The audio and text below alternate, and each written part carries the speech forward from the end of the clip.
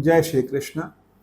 हम गीता के पहले अध्याय के 9वें श्लोक पर हैं, जिसमें दुर्योधन ने कुछ कहा और जो कहा वो आपत्ति के लायक है, क्योंकि वो एक राजा के पुत्र थे, युवराज थे माना, लेकिन उन्होंने जो शब्दावली यूज करी, शब्दावली उन्होंने बोली, वो बहुत ही ज़्यादा अलग तरह की थी। उन्होंने कहा कि जो 8वें श्लोक में जो 6 शूरवीरों के नाम लिए गए, वो बोलते हैं मदर्थे तव्यक्त जीविता, ये मेरे लिए, मेरे अर्थ के लिए, मेरे काम के लिए अपना जीवन त्याग कर सकते हैं, और साथ साथ ये भी कहते हैं कि मेरी युद्ध के निश्चय करने के लिए अपना जीवन त्याग कर सकते हैं। वो द्रोणाचार्य जी के लिए बोला, भीष्म पितामह के लिए बोला, कृपाचार्य के लिए बोला, कर्ण के लिए बोला, भूरिश्रवा के लिए बोला, और जो बाकी के भी जितने योद्धा थे उन सब के लिए उन्होंने ये शब्द यूज करे। तो मैं कहना चाहता हूं इसमें कि अहंकार जब पराकाष्ठा पर पहुंचता है तो उस समय चाहे रावण था तो रावण का भी अहंकार पराकाष्ठा पे था, तो उस समय युद्ध हुआ और उसका विनाश हुआ। उसी तरह से दुर्योधन का भी अहंकार पराकाष्ठा पर था। अहम एक ऐसी चीज़ है जो कि मनुष्य को कहीं का भी नहीं छोड़ती। यहीं अगर हम देखें रामायण के युद्ध में, रामायण में जब लंका पर विजय प्राप्त करने के लिए भगवान श्री राम ने अपनी सेना में शामिल जो वानर थे उनको उन्होंने प्रेम दिया, स्नेह दिया और सम्मान भी दिया, क्योंकि युद्ध कभी भी किसी व्यक्ति विशेष के लिए नहीं होता, युद्ध नीति के अंतर्गत होता है, नीति के लिए होता है।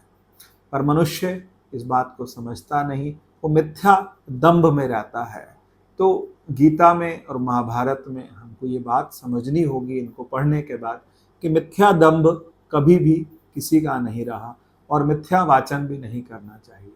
भगवान श्री कृष्ण ने दुर्योधन को और अर्जुन को अपने पास युद्ध से पहले बुलाया। तो जब दुर्योधन आए तो दुर्योधन भगवान श्री कृष्ण के सिर के पास बैठे, और जो अर्जुन थे वो भगवान श्री कृष्ण के चरणों के पास बैठे, और भगवान उस समय विश्राम कर रहे थे। तो विश्राम करते हुए जब उनकी आंख खुली तो सबसे पहले उनको अर्जुन दिखाई दिए और उसके बाद दुर्योधन दिखाई दिए। परंतु दुर्योधन ने कहा मैं पहले आया था। तो भगवान ने कहा तुम चरणों के पास नहीं बैठे थे, तुम मेरे सिर के पास बैठे थे, इसीलिए मैंने जो देखा वो सबसे पहले अर्जुन को देखा। उसके बाद भी दुर्योधन की जो नज़र थी वो अक्षौहिणी सेना पर थी, जो भगवान श्री कृष्ण की, भगवान कृष्ण द्वारिकाधीश थे, उनके पास द्वारिका की बहुत बड़ी सेना थी, और वो सेना, अक्षौहिणी सेना जो थी वो दुर्योधन ने मांग ली, और अर्जुन ने सिर्फ भगवान को मांगा। और भगवान को मांगा तो इसीलिए अर्जुन का जो रथ था उस पर भी भगवान सदैव जब रहे, तो उसके बाद एक दिन ऐसा हुआ कि अर्जुन को भी हल्का सा अहंकार हुआ, थोड़ा अहंकार हुआ। तो अर्जुन ने कहा कि ये युद्ध हमने जीता, लेकिन भगवान ने कहा कि ऐसा करते हैं कि तू इस रथ से उतर जा। और उसके बाद फिर भगवान भी उतरे और हनुमान जी भी उतरे, तो उसमें बहुत बड़ा विस्फोट हुआ। तो उसको समझ आ गया अर्जुन को कि ये रथ भी जो था मेरा, जिसके सारथी श्री कृष्ण थे, ये कितने संकटों में था।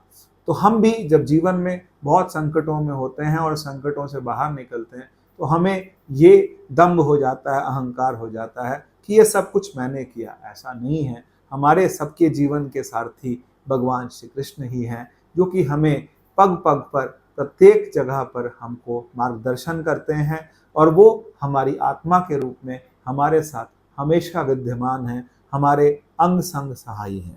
इसीलिए कहा जाता है कि परमात्मा का सुमिरन मनुष्य को कभी नहीं छोड़ना चाहिए, क्योंकि परमात्मा का होना मनुष्य को आत्मबल देता है, और वो आत्मबल ही जीवन में सही मार्गदर्शन देता है। मनुष्य को लगता है कि मैंने किया, मैंने नहीं किया। कर्ता जो है वो राम है, कर्ता जो है वो कृष्ण है, कर्ता जो है वो शिव है। हम अकर्ता बन के जीवन जिएंगे तो फिर हमें कभी ऐसा नहीं लगेगा कि इस व्यक्ति ने मेरे लिए कुछ किया। कोई किसी के लिए कुछ नहीं करता, कर्ता जो है वो परमात्मा है। यही कर्म का सिद्धांत है, यही गीता का सिद्धांत है, और ये हमको समझना।